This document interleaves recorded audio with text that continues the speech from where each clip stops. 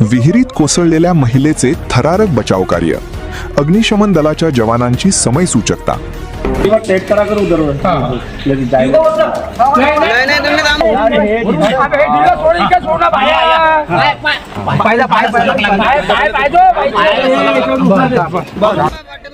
महाजनपुरा भातकुली रोडवरील पंचीबाई यांच्या वाडीत विहिरीत पडलेल्या एका महिलेचा अमरावती महानगरपालिकेच्या अग्निशमन दलाने तत्परतेने बचाव करून तिचा जीव वाचविला। ही घटना शुक्रवारी 12 जून सकाळी घडली। अमरावती पोलीस कंट्रोल रूम कडून सकाळी 6:45 वाजता अग्निशमन मुख्यालयाला एका महिला विहिरीत पडल्याची माहिती मिळाली। अग्निशमन अधीक्षक अजय पंधरे यांच्या आदेशानुसार फायर लॉरी MH27BX 7803 तातडीने घटनास्थळी रवाना करण्यात आली।